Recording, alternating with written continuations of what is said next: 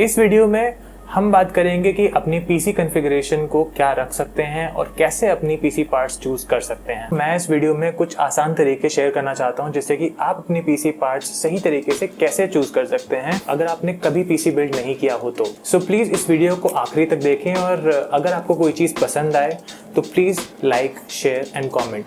अगर आपको कोई चीज़ ऐसी लगे जिसमें कुछ इम्प्रूवमेंट हो सकती है तो वो भी हमारे कमेंट सेक्शन में ज़रूर डालना। अब बात करते हैं पीसी कंपोनेंट्स खुद चूज़ करने की। मुझे लगता है कि दो तरीके से पीसी बिल्ड किए जाते हैं, एक है बजट बेस्ड और एक है परफॉर्मेंस बेस्ड। आप बजट बेस्ड पीसी बिल्ड करेंगे तो फिर आपके दिमाग में एक बजट सेट हो सकता है कि आप इससे ज़्यादा खर्च नहीं करना चाहते हैं पीसी बिल्डिंग में, और दूसरा तरीका है कि परफॉर्मेंस बेस्ड पीसी बिल्डिंग जिसमें कि आप परफॉर्मेंस से कोई कॉम्प्रोमाइज़ नहीं करना चाह रहे हैं। किसी प्रोग्राम की अगर कोई पर्टिकुलर रिक्वायरमेंट है तो फिर आप चाहते हैं कि वो रिक्वायरमेंट मीट हो उस पीसी से, तो फिर आप परफॉर्मेंस बेस्ड पीसी बिल्डिंग करते हैं। मान लीजिए हमारा बजट 1 लाख रुपए है अपना पीसी बिल्ड करने के लिए और मेरी रिक्वायरमेंट वीडियो एडिटिंग और मोशन ग्राफिक्स है इससे, तो मैं अपने पीसी कंपोनेंट्स उसके हिसाब से ही चूज़ करूँगा। हमारे पास क्या क्या कंपोनेंट्स हैं जो कि हमें चूज़ करने हैं। CPU also known as the processor, GPU also known as video card or graphics card, motherboard, RAM, storage devices, power supply unit, cabinet और a PC case, CPU cooler and case fans। मेरे हिसाब से CPU और GPU का price 45% के आसपास होना चाहिए। That means इस 1 लाख में से 45,000 is for CPU plus GPU।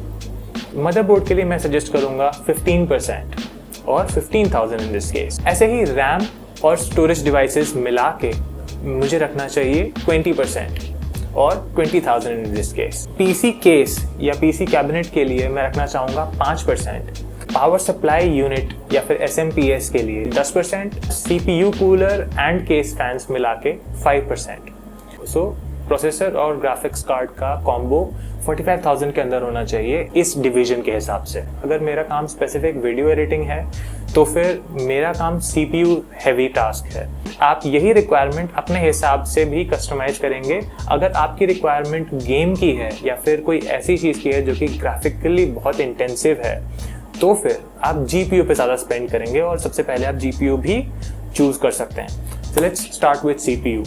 अगर मैं देखूं कि 20 to 30,000 की रेंज में मुझे कौन कौन से ऑप्शंस मिल रहे हैं तो फिर मैं उनकी एक लिस्ट बना सकता हूं। मेरे पास होंगे इंटेल और AMD के प्रोसेसर्स, क्योंकि यही तो मैन्युफैक्चरर्स इस टाइम पे प्रोसेसर्स बिल्ड कर रहे हैं। मान लीजिए आपके पास 6 प्रोसेसर्स हैं इस लिस्ट में, इस सेम प्राइस रेंज में, 3 इंटेल के, 3 AMD के। साइड बाय साइड अब एक लिस्ट खोल सकते हैं जिसमें सारे बेंचमार्क्स होंगे। कंट्रोल F या फिर राइट क्लिक फाइंड करके सारे प्रोसेसर्स को एक एक करके डाल के देख सकते हैं कि किसकी कैसी परफॉर्मेंस है, आपस में रिलेट करें। तो फिर एक मल्टी कोर स्पेसिफिक बेंचमार्क होगा, एक सिंगल कोर स्पेसिफिक बेंचमार्क होगा। आपको चेक करना है कि आपके रिक्वायरमेंट के हिसाब से क्या ज़्यादा सूट करेगा। जैसे Adobe Premiere Pro इस टाइम पे सिंगल कोर हैवी टास्क है। At the time of rendering it is using every core, but at the time of editing it is mostly using single core. तो फिर मैं single core की performance पे भी ध्यान रखूँगा और मल्टी कोर पे भी ध्यान रखूँगा। हायरार्की के हिसाब से थोड़ा बहुत अब आइडिया हो गया। अब एक और टैब में आई सजेस्ट कि आप आपस में इन सबको कंपेयर करके देख सकते हैं कि कौन से CPU आपस में कैसे रिलेट कर रहे हैं। बाय द वे, आपको एक और चीज़ डिसाइड करनी है कि आप इंटेल प्रोसेसर्स चूज करना चाहते हैं या फिर AMD। मैं आपको दोनों के कुछ अच्छे और कुछ बुरी बातें बताता हूँ जिससे कि आपको थोड़ी हेल्प हो सकती है। सो AMD का Ryzen lineup backward and forward compatible ज़्यादा होगा इंटेल के मुकाबले, और AMD का ओवरऑल मल्टीटास्किंग परफॉर्मेंस हमेशा ज़्यादा मिलेगा आपको इंटेल के मुकाबले। अब इंटेल के क्या फ़ायदे हैं? इंटेल बहुत टाइम से इंडस्ट्री स्पेसिफिक रहा है बहुत सारे एप्लीकेशंस के लिए। जैसे Adobe की जितनी भी एप्लीकेशंस हैं वो इंटेल पे ज़्यादा ऑप्टिमाइज होंगी, और गेमिंग में भी बहुत सारे ऐसे गेम्स हैं जो कि आज की डेट में इंटेल पे ज़्यादा ऑप्टिमाइज हैं।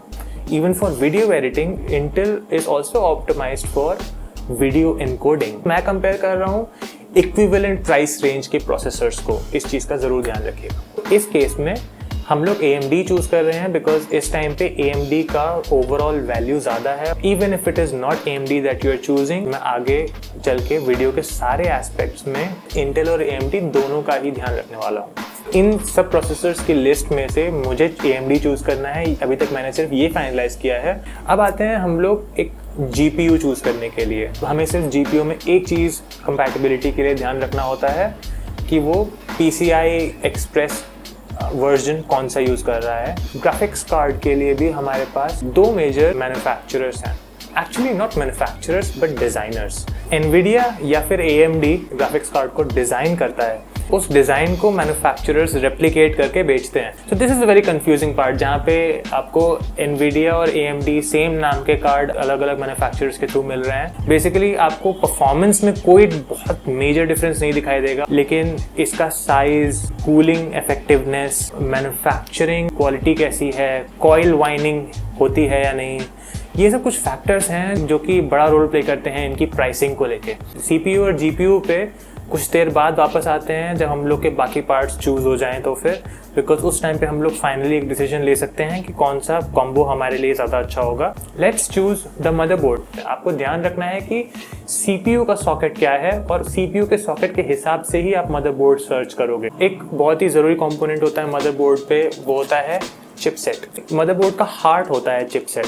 अगर मैं ये लिंक खोलता हूँ जिसमें कि वो चिपसेट्स का एक पूरा एक ओवरव्यू दिया हुआ है, तो फिर एक बेसिक हायरार्की दिख रही है। At this point of time अगर मेरा range 15% of the total budget है, सो 15,000 में मैं इस टाइम पे बेसिक X570 चूज़ कर सकता हूँ या फिर a bit advanced B450 choose कर सकता हूँ, जो कि B550 चिपसेट का ही प्रीडिसेसर है। जैसे कि आप Amazon पे सर्च कर सकते हैं AM4 socket motherboard, B450 motherboard या फिर X570 मदरबोर्ड। आप इसी लिस्ट में से एवरेज कस्टमर रिव्यूज़ से सॉर्ट भी कर सकते हो इस लिस्ट को, ताकि आपको कस्टमर रिव्यूज़ के हिसाब से कुछ मदरबोर्ड्स मिल जाएं। वो मदरबोर्ड्स आप अलग कर लो, देन आप अपने हिसाब से सर्च करो कि आपकी रिक्वायरमेंट क्या है। जैसे कि मान लीजिए आपकी स्पेसिफिक रिक्वायरमेंट है कि ब्लूटूथ और वाईफाई होना चाहिए। मुझे इसमें दिख रहा है कि B450 gaming pro carbon AC एक बहुत ही अच्छी डील है, जो कि इस टाइम पे सही मिड रेंज का मदरबोर्ड है, जिसमें कि मुझे कुछ अच्छे फीचर्स भी मिल रहे हैं और एक बेसिक X570 से एक अच्छा B450 चूज़ करना अच्छा डिसीजन लग रहा है मुझे, तो फिर मैं ये मदरबोर्ड चूज़ करूँगा। अगले 20% ऑफ द बजट में रैम और स्टोरेज चूज़ करनी है, 20,000 रुपीज़। स्टोरेज के लिए मैं सजेस्ट करूँगा कि आप एटलीस्ट 2 ड्राइव्स रखें। अगर आप वीडियो एडिटिंग स्पेसिफिक काम कर रहे हैं तो ये चीज़ रिकमेंडेड होती है। आप PC का ऑपरेटिंग सिस्टम एक ड्राइव में रखें और कैश फाइल्स एक ड्राइव में रखें। आप इसमें एक एक्स्ट्रा डेटा स्टोरेज की भी हार्ड डिस्क ड्राइव लगा सकते हैं। हार्ड ड्राइव्स बहुत अच्छी नहीं है रीड स्पीड के मामले में, लंबे समय तक ज़्यादा डेटा सेव करने के लिए अच्छी हैं, लेकिन जल्दी चीज़ें रीड करके प्रोवाइड करने के लिए उतनी अच्छी नहीं है। तो फिर आप M.2 SSD या फिर 2.5 इंच SSD चूज़ करें तो ज़्यादा अच्छा होगा। 3 ड्राइव 10,000 रुपये में आप आराम से कवर कर सकते हैं। देन अगर हम रैम की बात करें तो अगर हमारे पास 10,000 रुपये का बजट है तो फिर हम 8 GB की 2 रैम स्टिक्स लगा सकते हैं। 2 रैम स्टिक्स इसलिए बिकॉज आजकल सारे consumer grade PC dual memory channel support करते हैं। रैम की कंपैटिबिलिटी के लिए प्रोसेसर के स्पेसिफिकेशंस में देखना है कि इसकी रैम की स्पीड कितनी कंपैटिबल है, और मदरबोर्ड पे चेक करना है कि उसका मॉडल नंबर सपोर्ट कर रहा है या नहीं। इस बजट में हम लोग 16 GB या फिर 32 GB तक लिमिट रख सकते हैं। अब हमारे पास 10% यानी कि 10,000 रुपये अपने PC कैबिनेट के लिए और कूलिंग के लिए, दैट मीन्स उसमें प्रॉपर वेंटिलेशन होनी चाहिए। सो कैबिनेट चूज़ करते टाइम में आपको कुछ चीज़ों का ध्यान रखना ज़रूरी है कि आपके फ्रंट पैनल कनेक्टर्स आपको क्या चाहिए। अगर आपको हाई स्पीड USB चाहिए तो फिर आप इसकी स्पेसिफिकेशन ज़रूर चेक करें। 2 ऑडियो जैक आपको चाहिए, माइक और हेडफोन का अलग, या फिर एक यूनिफाइड ऑडियो जैक चाहिए जिसमें कि माइक और हेडफोन्स दोनों एक साथ लगते हैं, जो जनरली फ़ोन्स में मिलते हैं आपको। उसका साइज़ क्या है, उसमें आपका जो ग्राफिक्स कार्ड है वो फिट होगा या नहीं। फिर आते हैं फैंस के लिए। कुछ कैबिनेट्स में ऑलरेडी 3-4 फैंस इंस्टॉल्ड होते हैं, एटलीस्ट एक फ़ैन तो होता ही है सारे PC कैबिनेट्स में। रिमेनिंग फैंस आपको खरीदने पड़ेंगे। 120 mm फ़ैन आपको सही प्राइस रेंज में आराम से मिल जाएगा as compare to 140 mm fan. Finalising the parts, हमने एक CPU की लिस्ट रखी है और एक GPU की लिस्ट रखी है। अगर हम लोग एक बजट रखते हैं 45,000 रुपीज़ का, तो फिर हमारे पास कुछ ऑप्शंस हैं जिसका आप मिला के एक अच्छा कॉम्बो बना सकते हो। अगर मैं वीडियो एडिटिंग कर रहा हूं और मुझे पता है कि मेरा सॉफ्टवेयर GPU को अच्छी तरीके से यूटिलाइज कर रहा है, तो फिर मैं दोनों का प्राइस बहुत ही करीब रखने की कोशिश करूंगा ताकि मुझे ग्राफिक इंटेंसिव टास्क भी आराम से करने का मौका मिले और CPU इंटेंसिव टास्क भी आराम से करने का मौका मिले। In this case I can choose Ryzen 5 3600X and for GPU I can choose RTX 2060। इस लिस्ट में से अगर आप CPU इंटेंसिव टास्क पे ज़्यादा ध्यान देना चाहते हैं तो फिर आप AMD Ryzen 3700X या फिर 3800X चूज़ करके एक लोअर एंड GPU चूज़ कर सकते हैं। So next is choosing a power supply जो है 10% total cost of this budget. मैं इन सारे पार्ट्स को PSU कैलकुलेटर में डाल के देख रहा हूँ कि मेरी एग्जैक्ट रिक्वायरमेंट क्या है PSU से, या फिर मेरी कितनी वॉटेज की रिक्वायरमेंट है पावर सप्लाई से। अगर मुझे पता चला कि मेरी रिक्वायरमेंट 450 वॉट्स तक है तो फिर मैं उससे 200 वॉट ऊपर का हेडरूम लेके चूज़ कर रहा हूँ।